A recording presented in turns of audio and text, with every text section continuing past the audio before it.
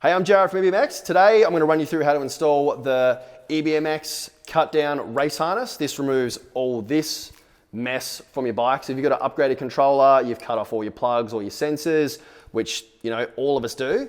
This is a nice new way to install the X9000 on your Suron LBX or pretty much any conversion bike that you're trying to do. This will also work on the E-Ride, but generally this would work for most applications. So in this install, I'm going to replace my controller for a V2. I'm also going to put a new color display on this bike.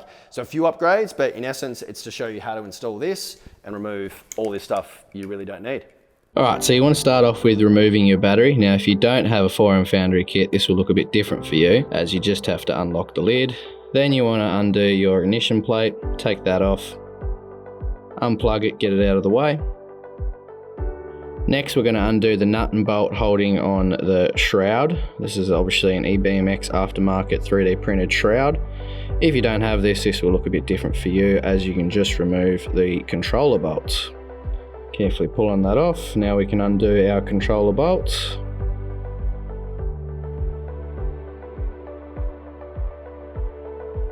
Carefully pull your controller forward. Now it is recommended to take your bash guard off first, just so it doesn't rub on your phase wires. Now you can unplug your X9000 harness plug.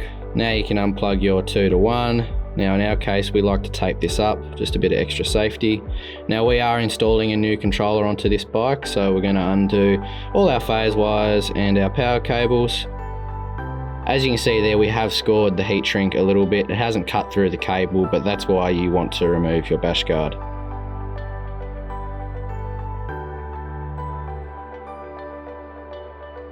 Now we're going to undo the battery tray bolts. Now this looks a little different as we have the 4M Foundry kit on this bike. Now we can pull that battery tray forward, give ourselves plenty of room. Now we can start unplugging the rest of the harness. Unplug the main harness plugs, which goes to our X9. So now we can start to either cut slash remove the tail light cable. Now if you do want to run a tail light, you will have to cut and splice into it, into the 12 volt input of the X9, and we'll show you that soon, which runs the headlight. In our case, there is 2 leads because there's a Bluetooth module in an X260. If you've got a modern Suron, you obviously will only have one for the tail light. But this is a race harness, so it's meant to keep things simple, so we didn't make it plug and play for the tail light, because a lot of people do remove the tail light. Right, now as we're doing a new controller, we're going to undo our regen throttle. Now this here is our headlight cable, which will plug directly into our new race harness. Now you can take your 12 volt DC to DC off, unplug it. Then you can unplug this cable, which is just a plug for the ignition. And we can start to pull that harness on out, unplug your motor. Okay, so we've now removed all this mess from the bike. So I've cut a lot of plugs off this over the years. This bike is about 3.5 years old, I think.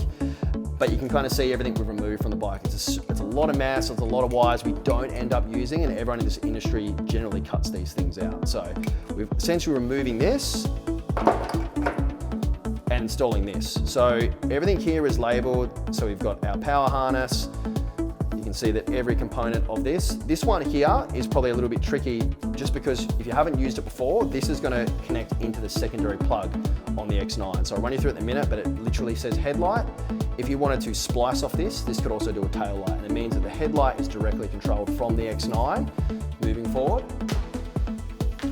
Coming back to the harness here, everything's labeled. So it says power harness. This is literally what would connect to the power harness that connects to the battery itself. And then the other one here says ignition. So this will plug directly into your ignition. Like I said previously, it's all labeled. It's super easy. I have a spare one here, my bad. And that's pretty much it. So we'll chuck this in the bike now and I'll show you how to do that. What you want to identify here is your throttle. So it's a 3-pin plug, basically looks like this, and it's going to say throttle.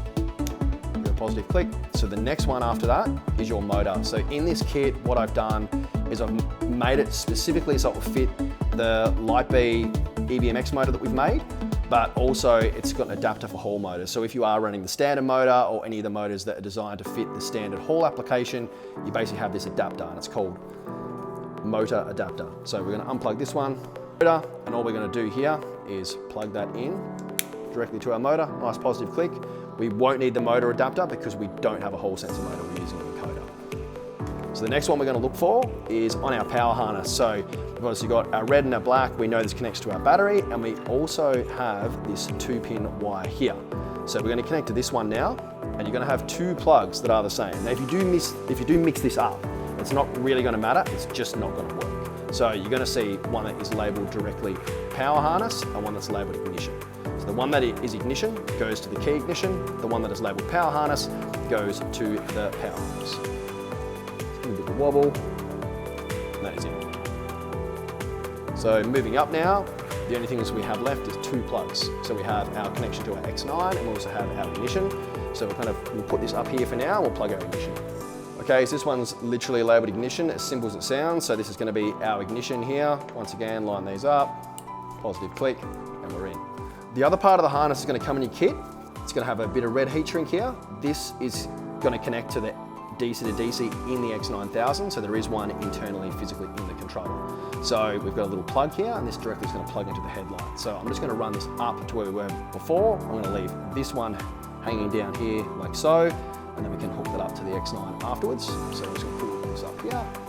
Probably something to note too, so this is the GGO headlight, and as I've unplugged this, the little rubber boot has actually moved forward here, or the seal. So I'm just going to make sure that seal's well seated.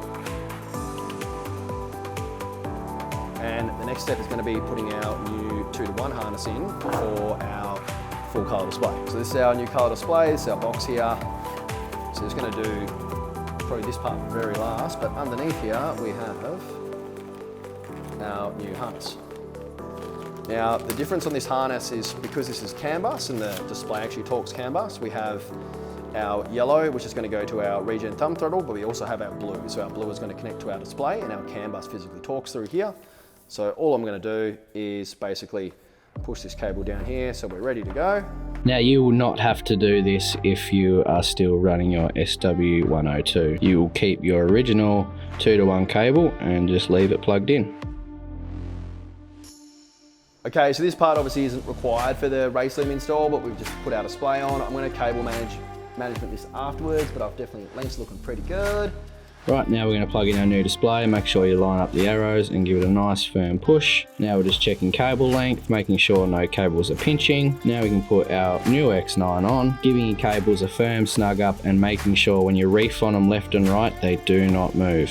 Those lock washers have to be compressed the whole way, and they are as snug as a bug in a rug.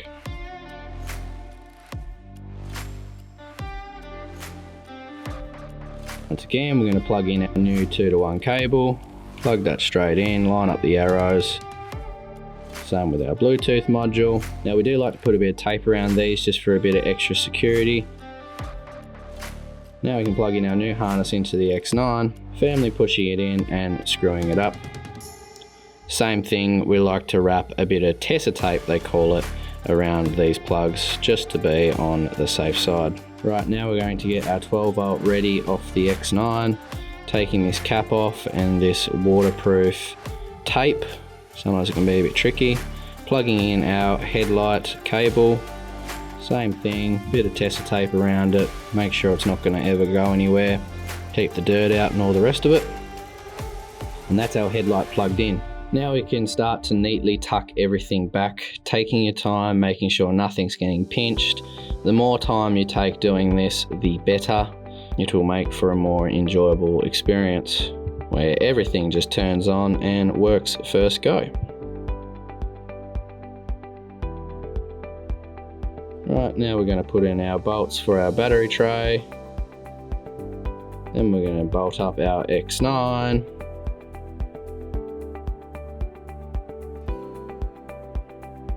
Now you don't have to do this, but we're going to reuse the original boot. Plug in our motor, plug in our throttle, which is this triangular looking one. Once again, it's labeled to make it nice and easy. And we're going to start to tuck everything back just above the motor there, nice and clean. Then we can put our nice fancy shroud on, As you can see here, there's a gap. That's because the Suron battery tray is quite weak, and when you start to send these bikes, the battery likes to slowly push the controller forward by bending that battery tray.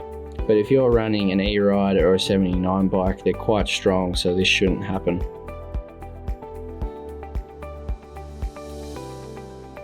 Once again, putting that nut and bolt back on. Now a little trick is to put like a little bit of blue tack in your socket, and that will hold that nut in, making sure that we are not pinching any cables when we put our ignition plate back on, and then just put your bash guard back on.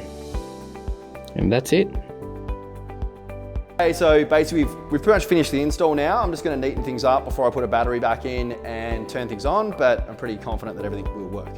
Essentially, if you've already got your color display working or you've got your SW102 working, there's two ways to control the headlight. So jumping into peripherals here, the headlight output that's wired in the kit is literally this one here that's labeled headlight. So you can either go on, and if we click save, that basically means that the DC to DC is always going to be on. I can see now with my headlight's physically turning on and off. So with the GGO, basically this is meant to be powered all the time. The other way to do it is if I go SW102 headlight switch and save this one, what it means is if I hold the up button on the SW102 or I hold the plus button on the full color display here, that is then going to turn on that output. So I'm going to hold this up, I'm going to see my display physically dim, and now my headlight will turn on and off. But if I do want to turn that headlight off again, if I hold up again, we'll see that output physically turns off and our display basically turns back up to its full brightness. And that's essentially how you then run the DC to DC. You can wire from the other outputs if you kind of jump in that wiring color code, and you can wire tail lights or neons or whatever else you kind of want, LED lighting, etc. But essentially that's how we've got it set up. So it just takes exactly what you had on the Light B previously and then makes a nice simple install.